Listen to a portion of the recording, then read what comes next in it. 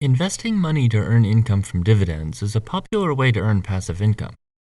Dividend investing can be simplified by purchasing ETFs, making it possible for anyone to earn steady passive income with very little money. Most people would agree that it's enjoyable to see dividend payments arrive simply for owning shares of a company. That passive income can be used to help pay bills while the price of the investment appreciates over the long term. A dividend retirement strategy is desirable for many reasons, one of which is that the payments will keep coming without having to touch the principal of the investment, and there's no need to sell anything in order to realize income. The majority of stocks and ETFs pay dividends quarterly, but those irregular payments can make it a challenge to budget when relying primarily on that income. There are a selection of quality funds that make their payments monthly, which not only makes budgeting easier, but more frequent payments can be reinvested sooner, allowing your investments to compound faster. These funds in this video have been chosen to provide stability, growth, and monthly income for a reasonable cost. My name is Chris, and I'm here to teach people about money, personal finance, and investing. If you're interested in improving your financial situation, make sure to like this video and subscribe to the channel. DTD. The Wisdom Tree U.S. Total Dividend Fund holds a broad range of dividend-paying stocks. This includes companies that pay regular dividends and meet liquidity and capitalization requirements that have been established by Wisdom Tree. Because of this, you can expect returns to be similar to the overall stock market. Financial services is the largest sector held, followed by technology, consumer defensive, and industrials. Among the largest holdings are Apple, Microsoft, Exxon, and JP Morgan Chase. This is a well-diversified fund which provides exposure to many different companies, most of which are large caps. With over 1,500 holdings, investors will sleep well knowing their risk is spread across many different stocks. The dividend yield isn't very high though, at approximately 2.5%. However, investors who have plenty of money to fund their needs might not need more than this.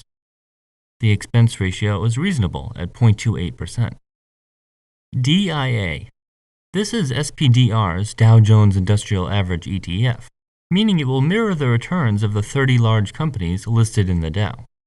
This index is commonly referred to as the market, along with the S&P 500. This includes well-known names such as Boeing, United Health Group, Apple, the Home Depot, and McDonald's. DIA isn't designed to provide a high dividend. As a result, the yield is around 2%, but consider that the fund isn't very well diversified since it only holds 30 companies, which is very low for an ETF. Because of this, the price will fluctuate based on the daily performance of the companies listed. In other words, when Boeing stock underperforms, the whole fund feels the impact. Alternatively, this fund is diversified among the sectors, but just not many companies. Consider adding this fund to your portfolio in addition to other more diversified products which have more holdings. The expense ratio of 0.17% is very low for this type of investment. DHS. Wisdom Tree U.S. High Dividend Fund tracks high dividend-paying stocks in the United States. DHS is similar to the other Wisdom Tree fund mentioned prior, but it achieves a higher dividend yield by selecting companies with higher than average dividends. Subsequently, the dividend yield is around 3.5%. Consumer defensive, which includes companies that manufacture food, household products, tobacco, and related items. Real estate and energy are the largest sectors held, which provide some stability during poor economies. There are over 300 large-cap value stocks held, which provides a fair amount of diversification among many sectors and companies. Although, since it's geared towards providing a high dividend, growth will likely be lower than average. The largest holdings include AT&T, AbbVie, Chevron, and Philip Morris, as well as consumer staple companies like Procter & Gamble and Coca-Cola. The expense ratio is 0.38%. SRET. The Super Dividend REIT ETF invests in 30 of the highest dividend-yielding REITs, or real estate investment trusts, globally. A REIT is a company that owns and typically operates income-producing real estate. Most commonly, this is rental real estate, but some REITs invest in mortgage-backed securities. Because of the tax structure of a REIT, they're required to pay most of their income in the form of dividends, which makes them fantastic for dividend investors. The global exposure this fund provides can be beneficial for investors who only own U.S. investments. This fund is solely invested in real estate, which is one single sector, although it's been said that real estate is more diversified than most single sectors, such as energy, technology, and industrials. The dividend yield is very high when compared to other REIT funds at around 8%, but previous growth has been almost non-existent since the fund's inception 5 years ago. Independence Realty Trust, Stockland, Arbor Realty Trust, and Chimera Investment Corporation are well-known names among the top 10 holdings. When considering this fund, make sure you're not over-concentrating your portfolio, as this fund is not well diversified. Meaning, remember that SRET is simply a fund comprised of 30 companies in one single sector, so it's not suggested to put your entire portfolio in this one fund. The expense ratio is somewhat high at 0.58%. SPLV. This is Invesco's S&P 500 Low Volatility Index, which holds 100 of the least volatile stocks in the S&P 500. Although not geared specifically for dividends, stable and mature companies naturally tend to pay slightly higher than average dividends. The fund yields just over 2%, which is slightly higher than the average of the S&P 500. Utilities, real estate, and financial services make up the largest sectors of the fund, followed by consumer defensive and industrials. Making up the largest holdings are Eversource Energy, Duke Energy, and American Electric Power. This might sound like the fund is over-concentrated in the energy sector, but every stock held is selected from the S&P 500 due to the fact that they each had the lowest realized volatility over the previous 12 months. Regardless, purchasing any variation of the S&P 500 is reasonably stable and diversified. Why is this? Because in order for the stock to be part of this index, it must meet certain valuation and sustainability requirements to ensure they're suitable for everyday investors. The expense ratio is 0.25%.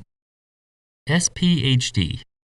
SPHD is Invesco's S&P 500 High Dividend ETF, which chooses 50 of the highest yielding, least volatile stocks held in the benchmark, offered at an expense ratio of 0.3%. Real estate is the fund's largest sector allocation, followed by financials, utilities, and energy. Some of the largest holdings consist of Iron Mountain, Altria, Philip Morris, and Western Union. The dividend yield is just under 4.5%, which makes it a great investment for those seeking income combined with slow and steady growth. Consider that since the dividend is relatively high, growth will probably be slower than average. This is because high-yielding stocks are almost always older and more mature, with less upward potential, which is why they choose to pay their shareholders. Moreover, many of the high-dividend stocks have uncertain futures. In other words, business could be dwindling, which is why the yield has risen higher than average. In general, sales are going to increase, but it's important to give thought to the future of some of the holdings, even though they've met the S&P 500 requirements. For example, how do you feel about the future of the tobacco industry, of which this fund holds a sizable position? When analyzing any fund, there are going to be companies that you'd rather not own, whether for personal reasons or future outlook.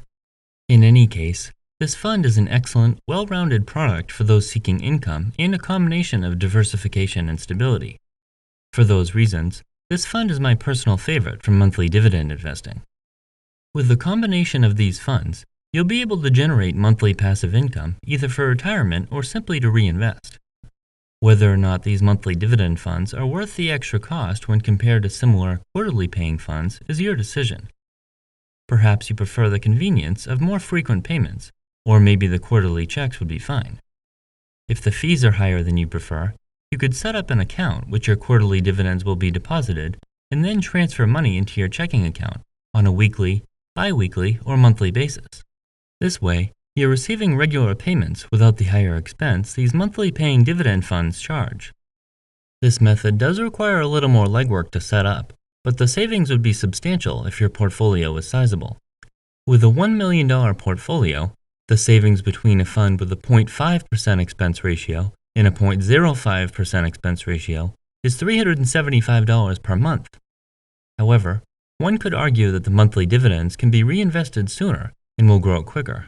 Some people would rather just pay a higher expense ratio for convenience, and that's completely fine if regular income is needed.